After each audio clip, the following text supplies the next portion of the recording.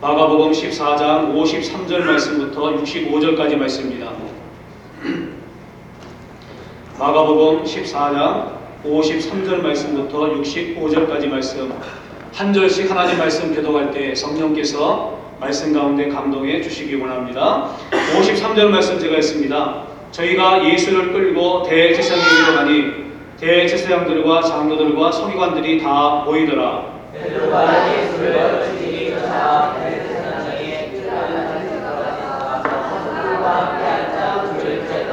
대제사장들과 온 동회가 예수를 죽이려고 그를 칠 증거를 찾되 얻지 못하니 이는 예수를 쳐서 거짓 증거한 자가 많으나 그 증거가 소합하지 못하니라. 어떤 사람들이 일어나 예수를 쳐서 거짓 증거하여 가로되 우리가 그의 말을 들으니 손으로 지은 이 성전을 내가 하고 손으로 짓지 아니하는 성전을 사회에 지으라 하다 하되 오히려 그 증거도 서로 합하지 않더라. 대제사장이 가운데에 서서 예수에게 물어가되 너는 아무 대답도 없느냐? 이 사람들의 너를 친 증거가 어떠하냐 하되 잠잠하고 아무 대답도 아니하시거늘 대제사장이 다시 물어가로되 내가 찬송받을 자의 아들 그리스도냐? 예수께서 이르시되 내가 그니라. 이 자가 걷는 자의 우편에 앉은 것과 하늘의 구름을 타고 오는 것을 너희가 보리라 하시니 대제사장이 자기 옷을 찢으며 가로되 우리가 어찌 더 증인을 요구하리요?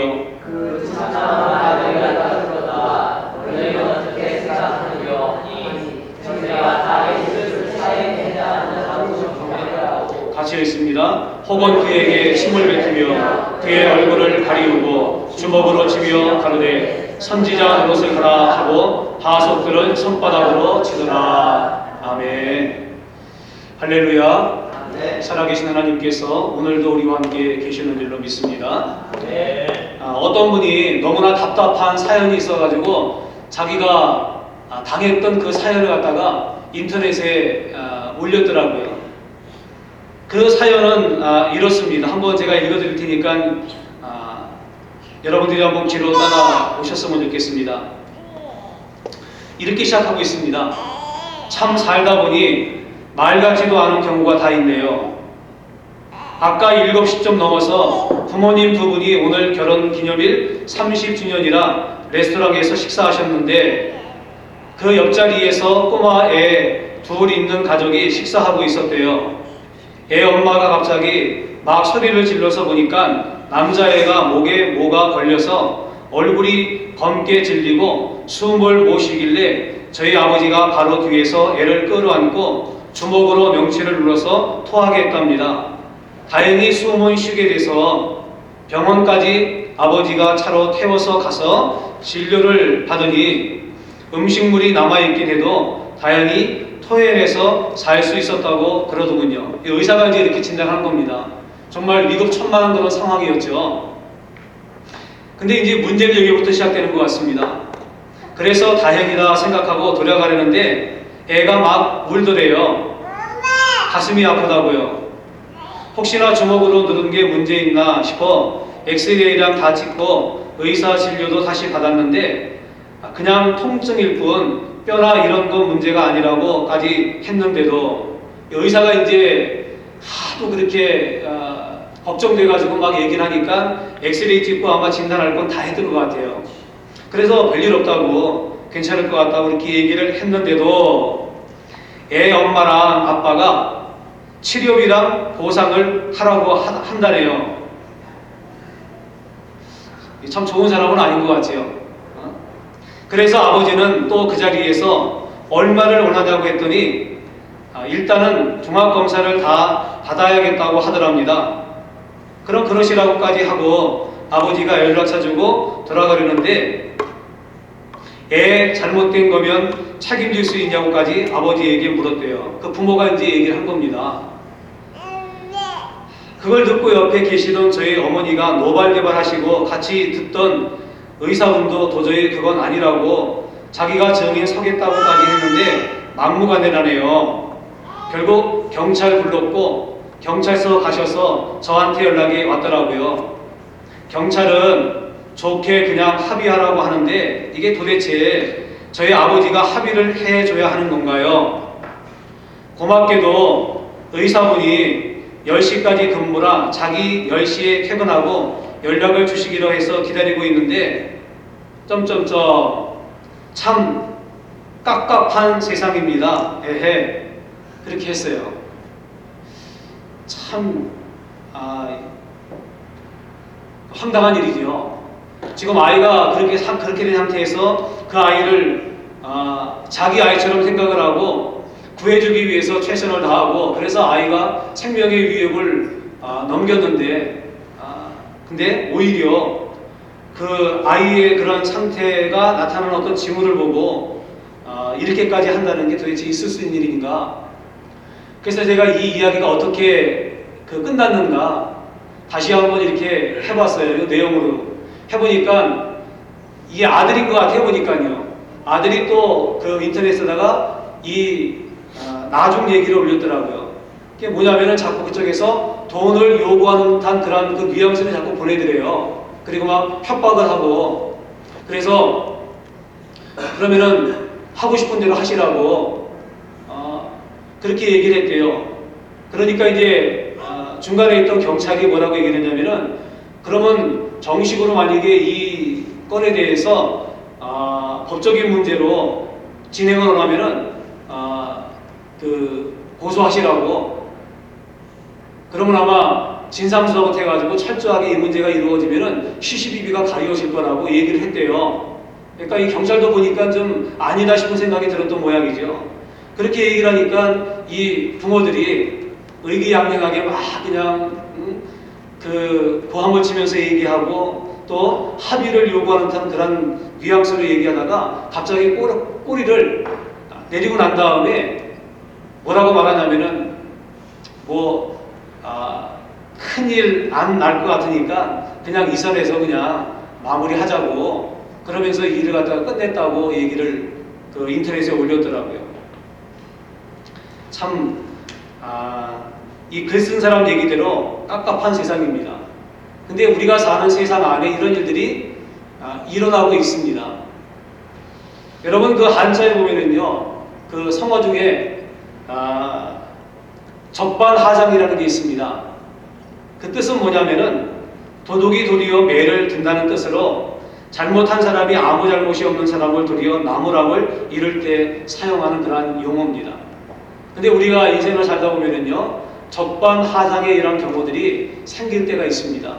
그럴 때 참 황당하고요 뭐라고 말해야 될지도 모르는 그런 상황들이 펼쳐지게 되죠.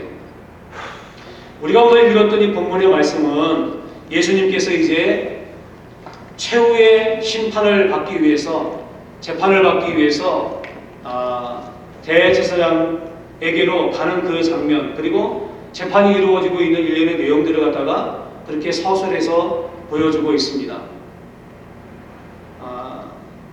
근데 이 재판장의 시츄에이션이 마치 적반하장이라는 겁니다. 지금 누가 누구를 고소하고 정지하고 있습니까? 그 당시 종교를 맡았던 대제사장들과 그리고 그 그룹들이 하나님의 아들 되시는 예수 그리스도 그분을 지금 어디에 세워놓은 겁니까? 죄가 있는 사람들이 앉는 피고석에 예수님을 세워놓고 그리고 그들이 재판장이 되어서 예수님을 신문하시는 이 장면을 우리 가운데 보여주고 있습니다. 서로 뒤바뀐 거지요.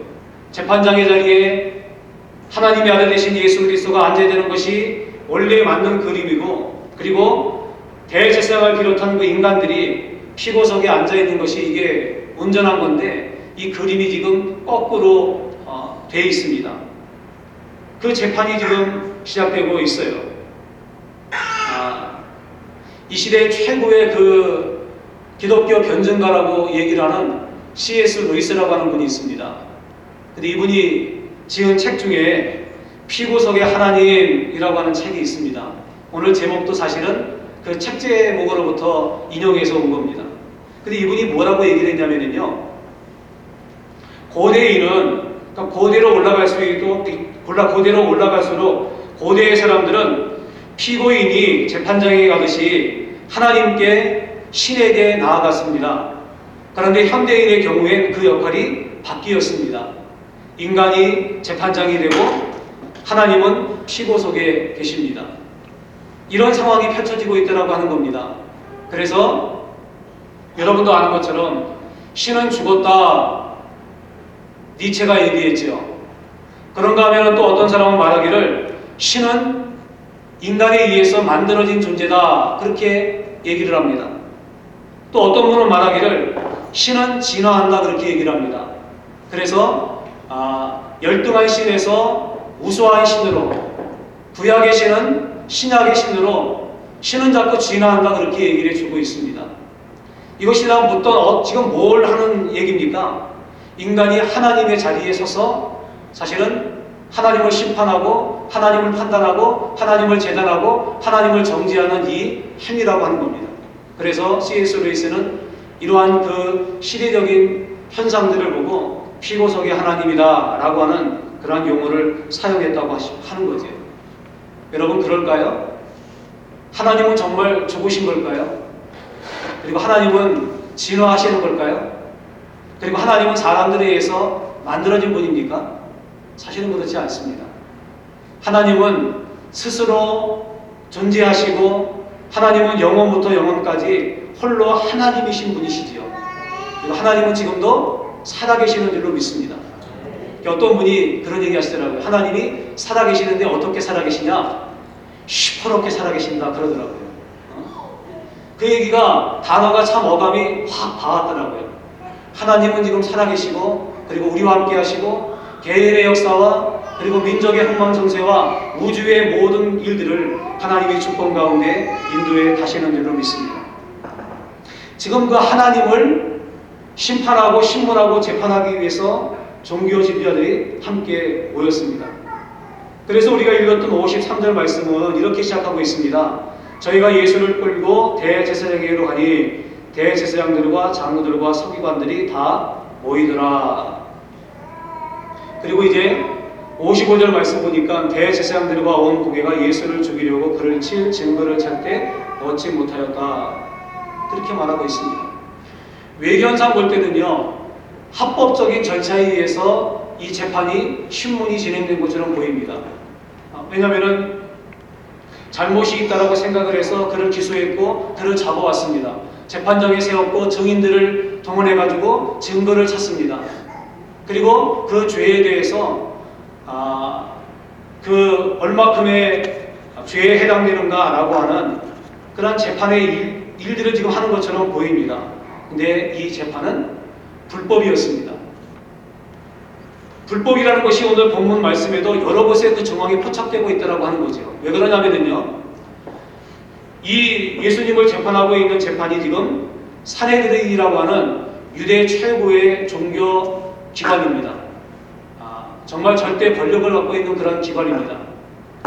대제사장과 70명의 그 공회원들이 함께 재판하는 그런 기구인데, 이 산헤드린은요, 자기들도 판결하다 보면 잘못된 판결을 할 수 있기 때문에 그것들을 오랫동안 연구해가지고 우리가 판결할 때 실수를 줄이고 가급적이면 우리가 정말 그 진실에 입각한 판결을 하자라고 하는 뜻에서 잘못된 판결을 내리지 않기 위해서 자체적으로 몇 가지의 규칙을 만들었습니다. 그 규칙은 뭐냐면은 모든 재판은, 모든 범죄 사건은요, 낮에 재판하게 되어 있습니다. 그리고 낮에 끝나게 되어 있어요. 근데 예수님은 지금 재판을 언제 받습니까? 밤에 받잖아요. 밤 사이에 재판이 끝나는 겁니다. 불법인 거지요. 그리고 또 한 가지는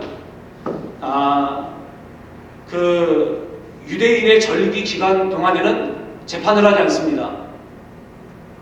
근데 지금 예수님은 6월절 기간임에도 불구하고 재판을 하고 있잖아요. 이것도 역시 불법입니다.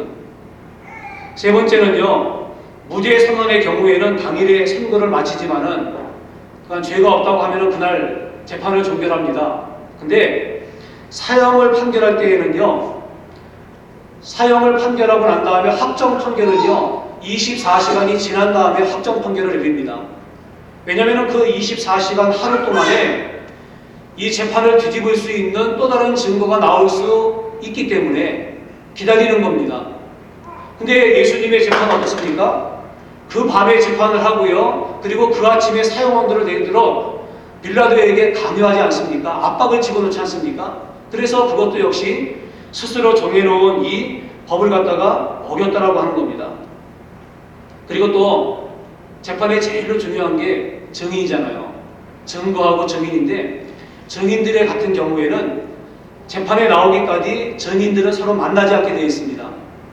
왜냐하면 서로 만나면은 입을 맞출 확률이 없기 때문에 만나지 않게 되어 있는 것이 법입니다.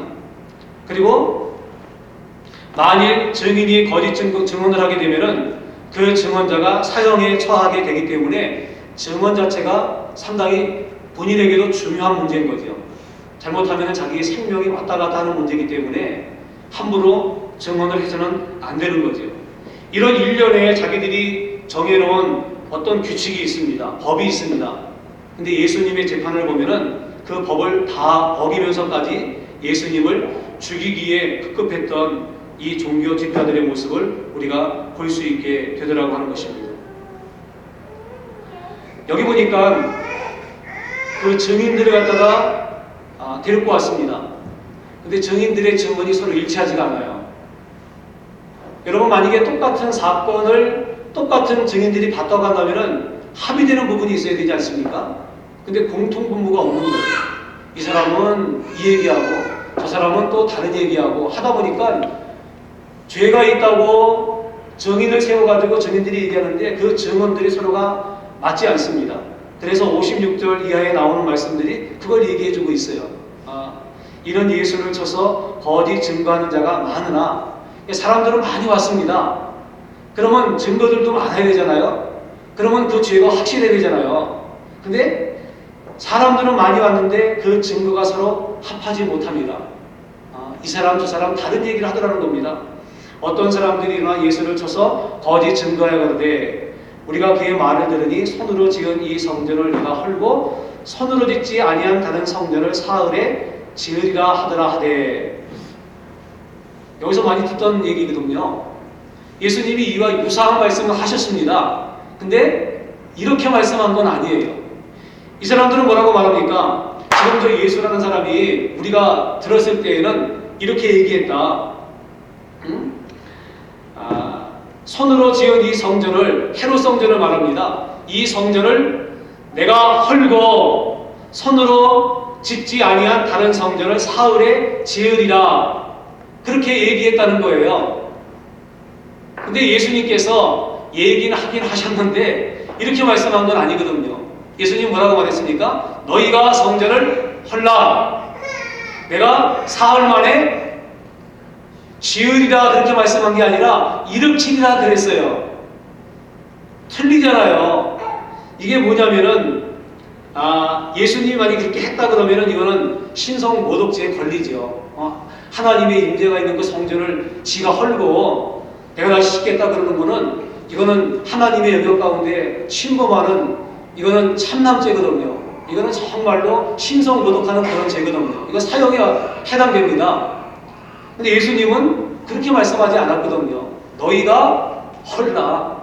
그러면 내가 사흘에 세우리라. 이 세운다는 얘기는 뭐냐면요, 잠자던 사람을 일으킨다는 것과 같은 뜻이고요. 그리고 예수님이 이게 십자가 뒤에 죽은 다음에 무덤에 장사되는데 다시 부활하실 때의 그 상황을 지금 말씀해 주신 겁니다. 근데 이 증언도 서로가 틀리더라는 겁니다. 그러니까 어느 하나 사람들을 고용해가지고 급조해가지고 예수를 죽이기 위해서 거짓 증인들을 세워놓게 세워놨는데 이 영 마음에 안 드는 거예요. 돈을 주고 매수했던 대제사장들이나 예수를 죽이려고 했던 그 사람들의 마음에 차지 않는 겁니다. 이게 지금 뭔가 좀 맞아야지 좀 꼬투리 잡을 수 있는데, 그래야 죄를 지금 정할 수 있는데 그게 아니더라는 겁니다. 이러한 여러 가지 상황들이 이 재판이 불법이라고 하는 것을 분명하게 우리 가운데 보여주고 있는 거죠. 마치 이 재판은요, 거짓이 진리를 재판하는 것과 같습니다. 그리고 어두움이 빛을 신문하는 것과 같습니다. 불의가 공의를 정죄하는 것과 같은 양상의 재판을 지금 예수님이 받고 있더라고 하는 것입니다. 근데 오늘 이 본문 말씀을 통해서 그렇게 많은 사람들이 신문하고 많은 사람들이 그 거짓 증거하는 데에도 만약에 우리 같은 경우에는 이런 상황이 펼쳐지면 어떻게 할까요? 누가 나에 대해서 모함을 합니다. 거짓말을 막 해가지고 나를 갖다가 덮어 씌우려고 그래요. 나를 억울한 상황으로, 불리한 상황으로, 그 다음에 나를 갖다가 힘든 상황으로 그렇게 막 몰아가려고 한다고 생각해 보세요. 우리 같으면 어떻게 할까요? 여러분 같으면 어떻게 하겠습니까? 누군가 나 지금 막 모함해요. 그럼 어떻게 할까요? 우리는 아마 성질대로 했을 겁니다. 감정이 움직이는 대로 아마 우리의 몸도 갔을 겁니다. 가서 막 따지고요. 내가 언제 그런 얘기했냐? 네가 그걸 봤냐? 뭐 그러면서 우리가 갖고 있는 우아한 모습들은 다 사라져버리고 우리 내면에 숨겨진 또 다른 나의 모습이 아마 과격하고 폭력적으로 아마 나에 대해서 모함하고 거짓을 얘기하는 그런 사람들에 대해서 우리가 행동으로 아마 옮길 겁니다. 근데 예수님은 이 거짓 증거에 대해서 어떻게 반응하시나요? 61절 말씀 보니까 이렇게 말씀하십니다. 잠잠하고 아무 대답도 아니하시거늘 대제사장이 다시 물어가는데 내가 찬송받을 자의 아들 그리스도냐? 주님은 그 가운데 너무나 고요한 호소와 같이 그들의 이야기를 온 몸으로 다 받아들이시면서 침묵하셨습니다. 아무런 말씀도 안 했다고 하는 겁니다. 그러니까 이 상황이요. 지금 뭔가 지금 건드려가지고 꼬투리를 만들고 올가매고 함정을 만들라고 지금 안간힘을 쓰고 있는 대제사장이나 종교 지도의 입장에서 본다면 답답한 거죠.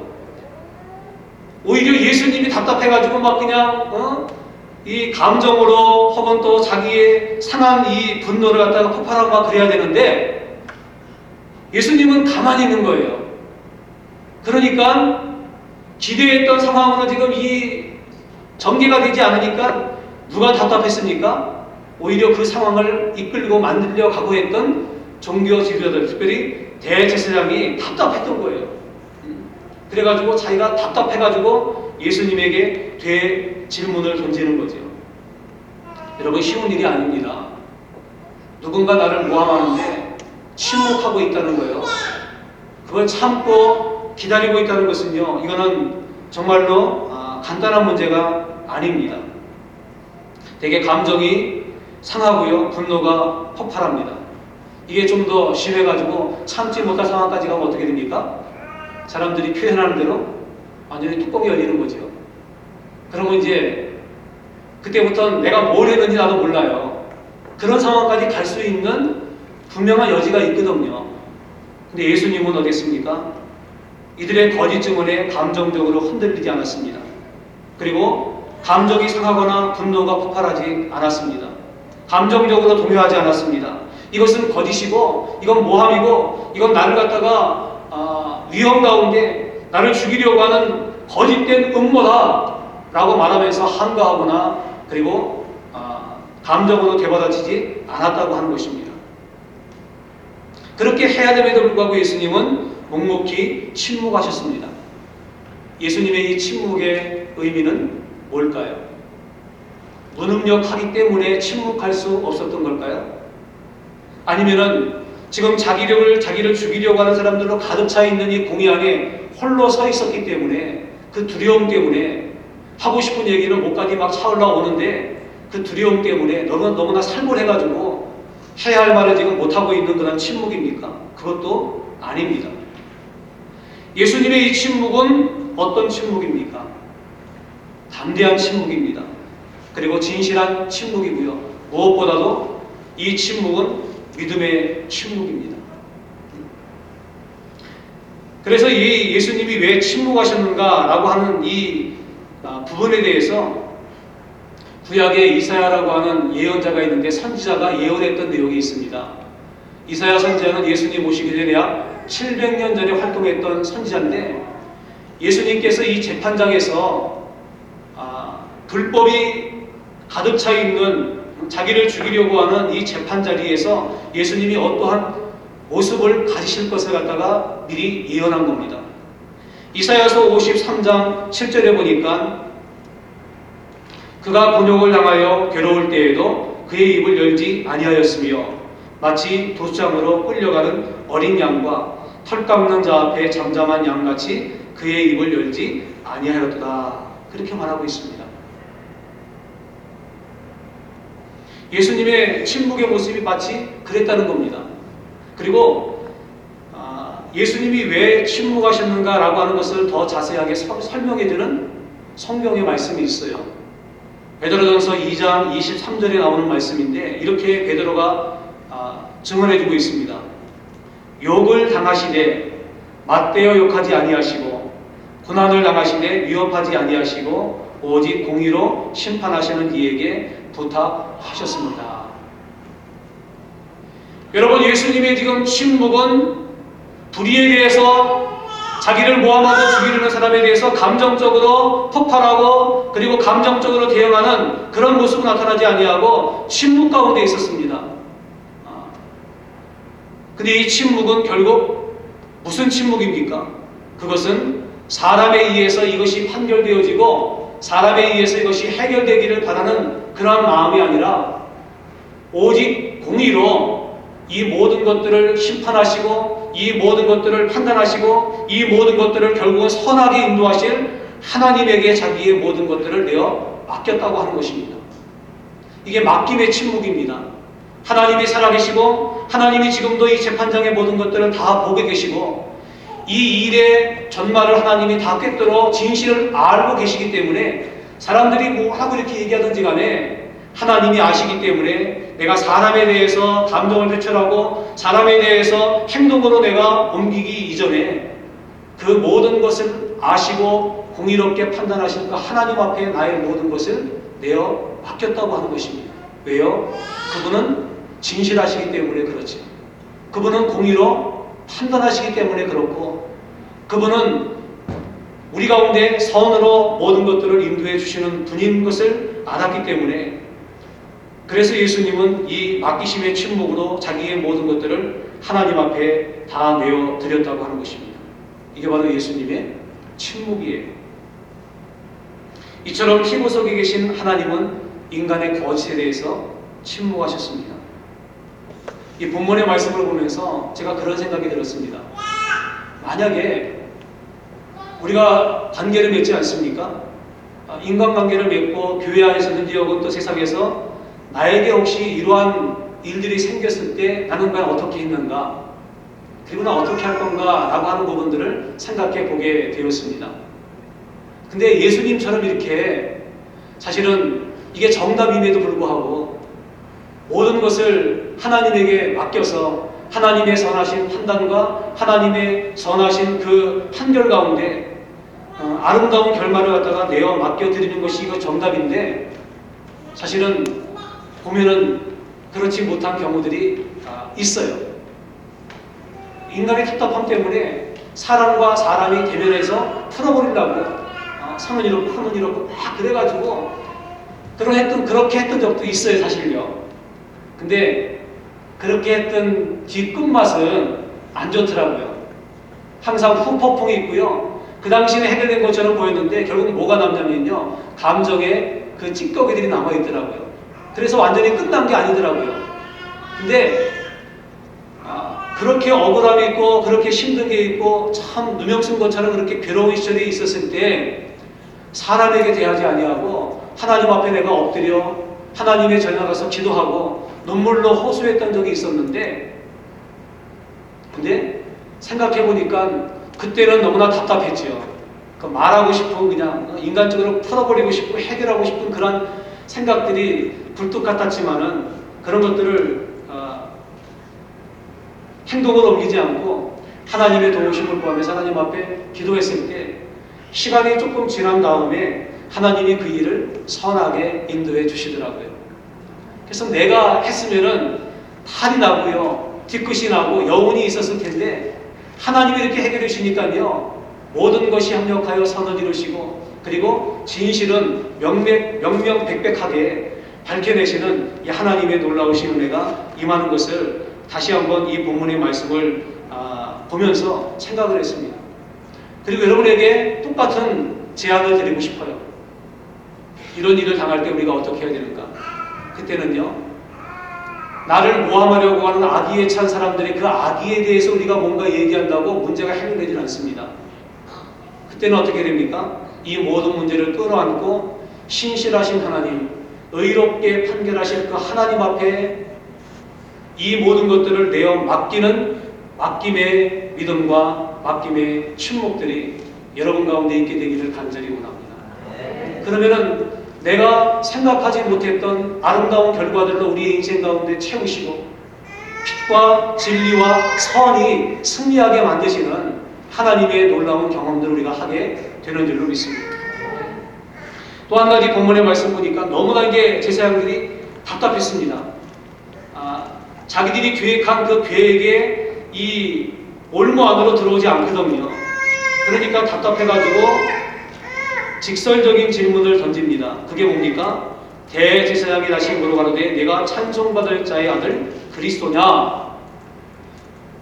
여기에 이제 예수님의 대답의 여하에 따라 가지고 중대한 결정이 나는 거죠. 내가 찬송받을 자의 아들 그리스도냐? 제가 설교를 준비하다가 보니까 어떤 설교가가 이렇게 얘기를 했더라고요. 원어 성경에 보면은요, 내가 찬송받을 자의 아들 그리스도냐? 질문하는 것처럼 보이지 않습니까? 질문이잖아요, 이건 지금요. 그러면 뒤에 패션 마크가 들어가 있어야 되는데, 이 원어 성경을 보면 이건요, 질문하기 위한 의문형이 아니라 평서문이라고 합니다. 그러니까 내가 찬송받을 자의 아들 그리스도냐? 라고 질문하면은 뒤에 캐션 마크가 들어가는데, 여기는 지금 내가 찬송받을 자의 아들 그리스도냐? 라고 하면서 그 캐션 마크가 들어가 있지 않답니다. 평서문이기 때문에. 이건 바로 뭐냐면은요, 비웃는 겁니다. 이게 바로 뭐냐면은, 네가 그거 할 수 있어? 그렇게 하는 건 물어보는 거죠. 물어보는 거 아닙니까? 근데 네가 그거 할 수 있어? 그건 뭡니까? 그거는 비웃는 거지요. 네가 정말 그거 할 수 있겠냐라고 비웃는 거지요. 이 대제사장의 지금 이 질문이 뭐냐면은, 내가 찬송받을 자의 아들 그리스도야? 그러면서 예수님을 비하하고 예수님을 비웃기 위해서 지금 이 얘기를 하고 있다는 겁니다. 그에 대해서 예수님이 뭐라고 대답하십니까? 62절 말씀 보니까 예수께서 이르시되 내가 그니라. 빙고. 대제사장과 거기 섰던 사람들이, 마음을 졸이고 있던 사람들이 다 만명의 미소를 띠게 만드는 예수님의 대답이었습니다. 바로 그들이 찾던 대답이었고 그들이 원하던 정답을 지금 예수님이 얘기한 거예요. 왜? 내가 그러다 그 이야기는 결국 뭡니까? 내가 하나님의 아들 그리스도라는 이야기는 하나님이라는 이야기인데, 이거는 정말 빼도 박도 못하는 신성 모독죄에 걸린 거지요. 내가 그니라. 그러니까 대제사장이 뭐라고 말합니까? 옷을 찢으면서 그런데 어찌 더 정의를 요구하리요? 그 참남한 말을 너희가 들었도다. 그러면서 그냥 자기가 정말로 하나님을 신실하게 섬기고 하나님의 이름에 대해서 모욕당하는 것을 참지 못하는 그런 모습으로, 그런 어떤 그런 그 쇼지요. 행동으로 지금 이 대제사장이 보여지는데 그 마음은 지금 어떻습니까? 마음은 회심의 미소를 지금 짓고 있는 거죠. 드디어 걸려들었구나. 너는 죽었다. 내가 그니라. 그 한마디의 대답이 예수님에게 사형언도를 할 수 있는 이 중대한 대답이었다는 겁니다. 거기다 예수님이 덧붙여서 뭐라고 말씀하십니까? 인자가 권능자의 우편에 앉은 것과 하늘 구름을 타고 오는 것을 너희가 보리라 하시니, 이 말씀은 시편에 나와 있는 말씀을 인용하신 말씀이에요. 시편 110편과 그리고 다니엘서 7장에 나오는 말씀을 갖다가 인용해서 하신 말씀이죠. 영광의 모습으로 오시는 예수 그리스도의 모습을 표현해 주고 있는 겁니다. 내가 그니라. 그 얘기하면 예수님도 어떠한 결과가 자기에게 올 줄 너무나 뻔하게 알고 있었습니다. 근데 그 이야기는 뭘까요? 진실입니다. 내게 칼이 들어오고 어떠한 불이익이 오고 그 얘기를 함으로 인해서 내가 저들이 원하는 그 올무에 엮여지고 내가 사형원들을 받고 내가 죽을 수 있다는 것을 예수님이 알고 있었지만은 내가 찬송받을 자의 아들 그리스도냐 라고 말했을 때 그 질문에 예수님이 내가 그니라 라고 말씀한 거는 이거는 진실이기 때문에 그런 거죠. 우리가 여기서 중요한 영적인 교훈을 담고 가야 될 줄로 압니다. 그것은 뭡니까?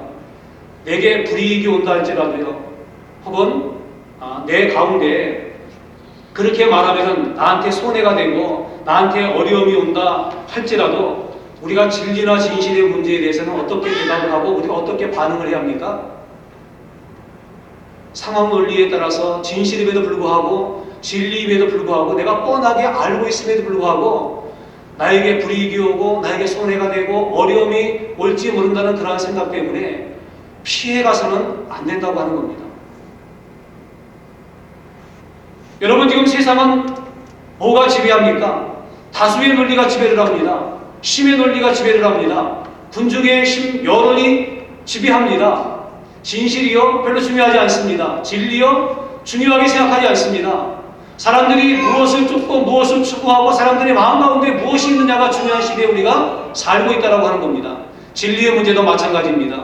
우리가 붙잡은 진리, 생명처럼 여기고 지금 섬기고 있는 이 진리의 문제도 결국은 마찬가지입니다. 뭐라고 말합니까? 세상에서는 어떻게 구원이 예수 그리스도에게만 있냐라고 얘기를 합니다. 그거는 독선이라고 얘기를 하죠. 그러면서 우리가 믿는 기독교와 구원에 대해서 자꾸 이상한 얘기들을 하고요. 우리도 하여금 우리가 믿고 있는 것들이 잘못된 것처럼 사람들이 그렇게 공격하는 시대에 우리가 살고 있습니다. 내가 그리스도입니다.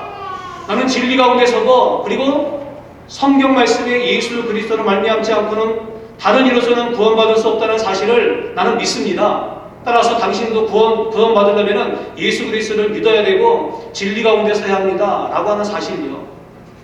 여러분, 이게 진리지요.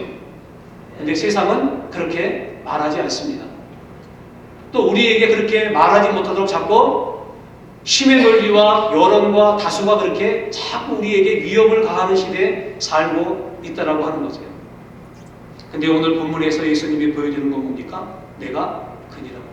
진리에 대해서, 진실에 대해서, 그리고 구원의 문제에 대해서 당신이 옳다고 하는 사실에 대해서 불이익이 올 줄 알면서도 담대한 용기의 행동으로 그렇게 예수님이 우리 가운데 보여주고 있더라고 하는 겁니다. 우리도 마찬가지입니다. 여러분, 예수 그리스도를 통해서만 구원받는다는 사실을 믿습니까? 여러분, 다른 이로서는 구원받을 길이 없어요. 성경이 이렇게 말씀했고 그건 절대 불변의 진리입니다. 사람들이 인위적으로 바꾸거나 사람들이 이렇게 인위적으로 급조할 그런 내용이 아니라고 하는 겁니다. 왜 그렇습니까? 성경이 우리 가운데 그것을 분명히 말씀해 주고 있기 때문에 그렇습니다. 예수님은 이렇게 말씀했어요. 내가 곧 길이요 진리요 생명이니 나로 말미암지 않고는 아버지께로 올 자가 없느니라, 그렇게 말씀했습니다. 그리고 사도행전 4장 12절 말씀해 보니까 사도 베드로는 이렇게 얘기를 했어요. 다른 이로서는 구원 받을 수 없나니 천하 사람 중에 구원받을 만한 다른 이름을 우리에게 주신 일이 없다라고 이렇게 얘기를 했습니다. 제가 이 설교를 준비하면서 목사이긴 하지만 내가 너무 겁쟁이가 아닌가 그런 생각이 있습니다. 주님은요, 죽음의 위협이 도사리고 있는 살림이 등등한 그 자리에서도 자기가 이렇게 말하면 불이익이 올 줄 알면서 죽음의 처참함이 자기 가운데 임할 줄 알면서 지금 어떻게 했습니까? 진리의 문제에 관해서는 옳다라고 그렇게 담대한 선포를 했는데, 나도 그 생명 되시는 예수 그리스도가 하나님의 아들이시고 하나님이시고 나를 구원할 구세주라는 사실을 내가 마음 가운데 믿고 있으면서도 내 삶의 열매를 통해서는 과연 그분을 내가 떳하게 증거하고 그분을 자랑하고 그리고 그분만이 유일한 구원이 되십니다라고 사람들에게 담대하게 선포하는 그 선포함이 내 가운데 있었는가를 생각해 보았습니다. 오늘 여러분 어떻습니까? 마음으로만 믿고 나의 행동으로는 그것을 비껴나가고 있지는 않습니까? 따라서 이 본문의 말씀을 통해서 진리의 문제에 대해서 우리가 담대한 선포가 있어야 될 줄로 믿습니다. 그래서 우리 가운데 불이익이 오거나 혹은 어떤 위협이 우리 가운데 찾아온다 할지라도 진리는 진리로 선포할 수 있는, 다수가 뭘 말하고 세상에 무엇을 말하든지 간에 우리가 붙잡은 이 진리의 말씀을 내 마음 가운데 담고 우리가 걸어가야 할 이 믿음의 길을 걸어갈 수 있는 저와 여러분 될 수 있기를 예수님의 이름으로 축복을 드립니다. 그럴 때 우리가 가는 그 끝에서 영광의 주님을 만나게 될 것이고, 그리고 영광의 주님께서 천장의 권세를 깨뜨릴, 천장의 그 권세를 무너뜨릴 그 능력과 권세를 가지고 인류를 심판할 재판장으로 오시는 그 영광스러운 우리가 만나게 될 줄로 믿습니다.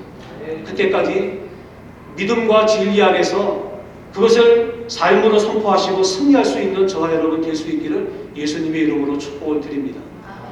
함께 일어나겠습니다.